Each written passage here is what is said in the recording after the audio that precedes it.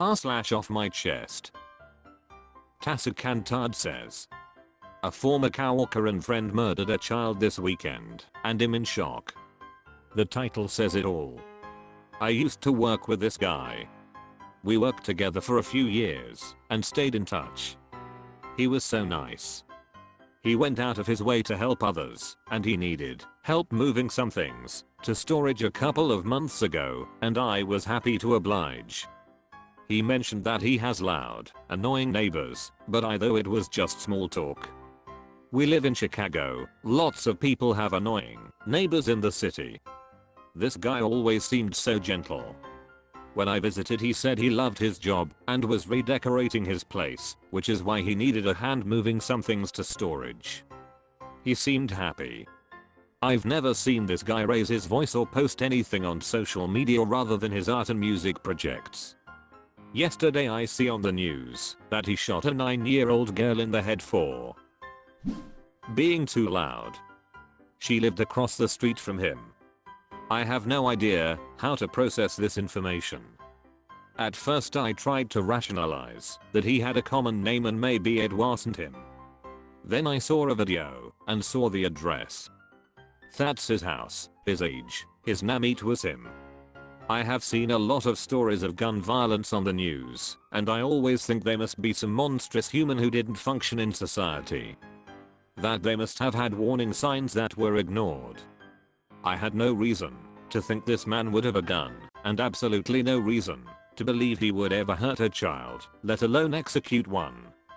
I'm so confused, and I'm grieving this little girl, and I'm afraid that people are turning on each other and themselves at such an alarming rate. There was nothing I could do, I know that, and it terrifies me. O_holy_schism says. This happened right next door to me. I called 911 when I heard the gunshots, and I heard the man crying for his daughter.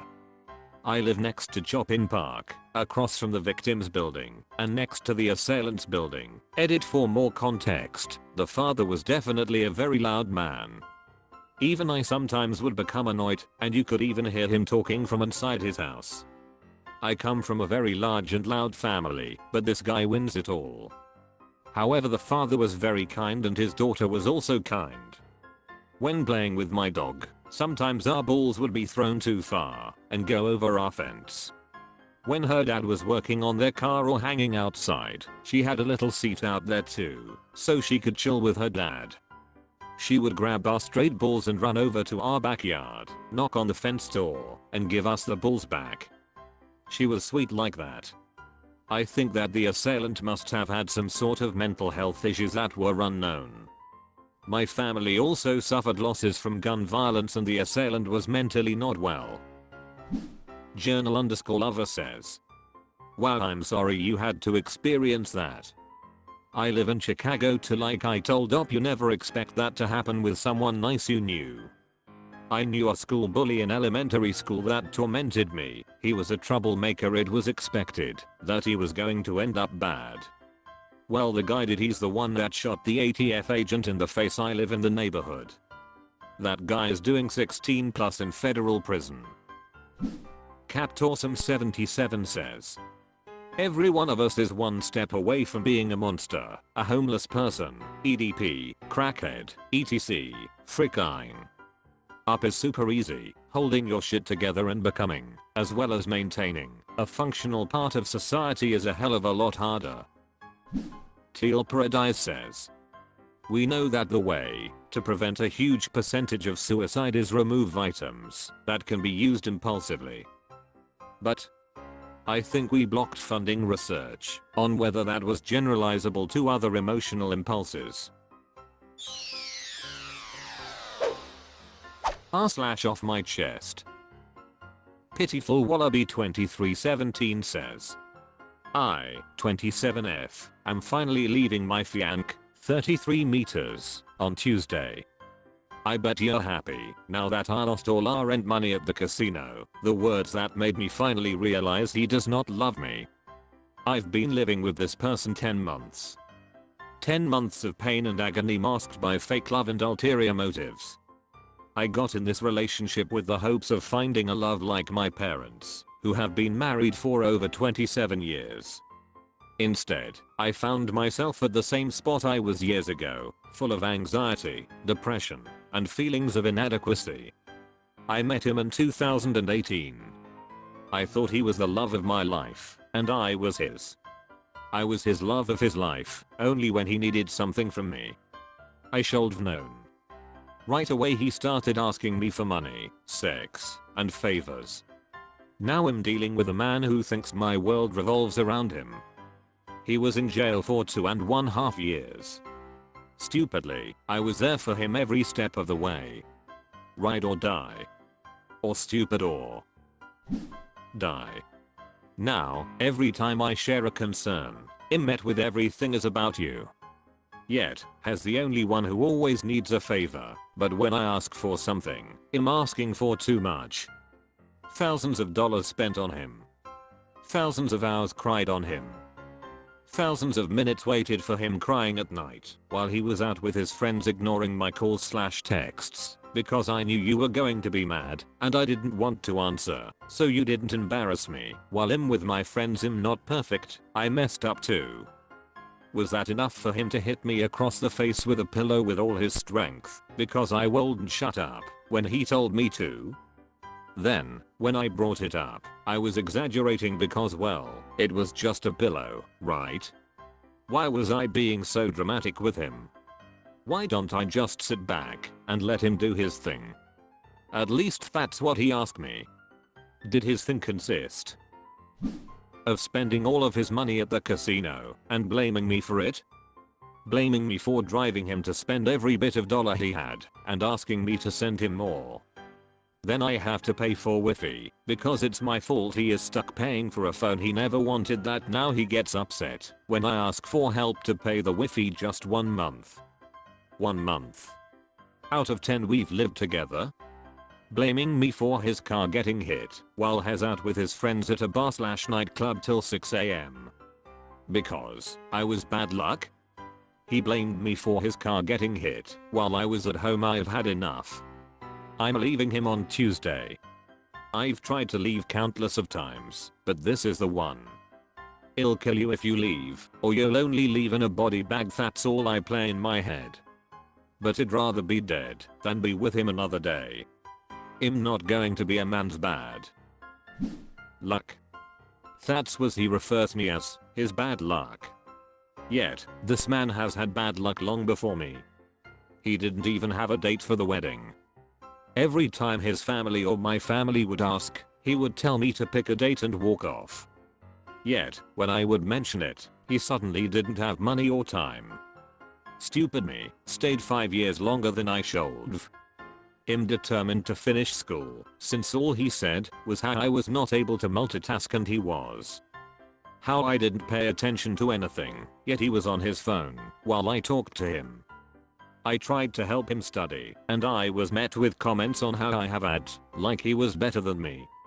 I'm glad you were never able to get me pregnant. Now I see that was a sign from God. I will no longer be your bad luck, your maid, your bank, or your punching bag. I set the date now, darling. Tuesday. Too long. Didn't read. Leaving my screw. IEA says. Goodbye and good luck. Be glad you didn't marry and have kids with this schmuck. Reddit says. Do you have a friend or family member who can be with you to keep you safe when you end the relationship? This man sounds unhinged. Please take precautions to keep yourself safe. Consider a restraining order and letting your place of work know that he is not to turn up at your work/be told anything about your schedule. You cannot be too careful. Fluffy_vacation 1332 says. Just as long as you have a plan. He's lucky it's not me leaving. Because I would straight up start making listings to sell off everything in his house, so when he's at work I'm getting my money back that he blew at the casino. I would mark everything at least a third of the price that was paid for it. Pick up only offer lasts 3 hours. I'm getting my money back and I'm leaving. That's how I see it. Glittering at 3859 says. So proud of you. Get out no matter what. Forget about him and heal. Sending you all the positivity. Off my chest.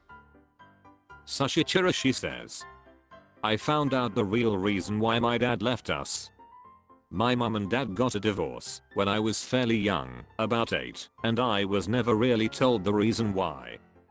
As I grew older, all I've been told is that it did not work out for my parents, and that my mum got full custody, which is why I live with her now.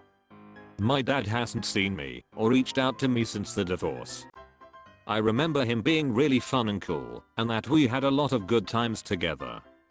I've always speculated why they divorced, and I know this sounds terrible, but I sometimes resent my mother from keeping me away from my dad as I missed out on growing up with one. We had a heated argument the other day, and I said some rather hurtful stuff along the line of this must have been why dad left. She looked really hurt, but didn't say a thing, just went into her room and didn't come out for some time. My stepdad came to have a talk with me. I have an okay relationship with him, as a cool guy.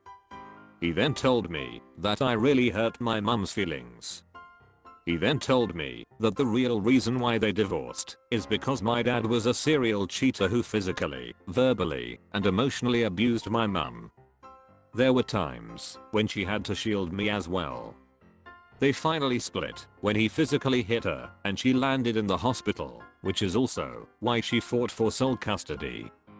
He doesn't come around anymore, not because my mum won't let him, he has visitation rights, but because he chose not to and has probably written us off.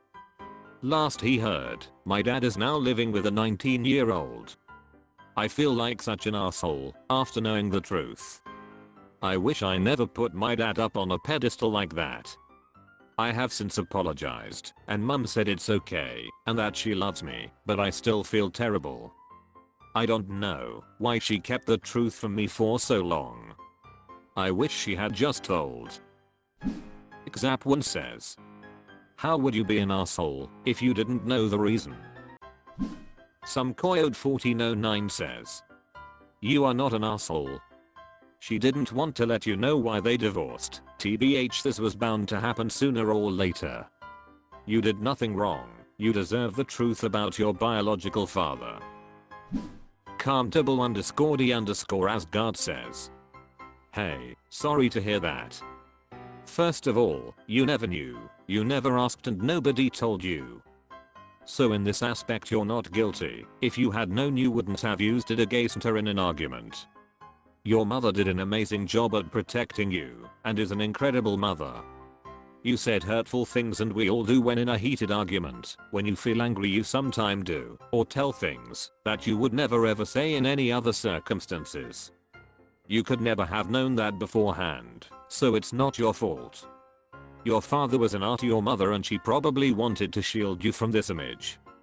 If you want an advice, go and speak to your mom. Tell her how you feel. Tell her you didn't know about it all and all what you said here, and tell her everything that's in your heart, Anne.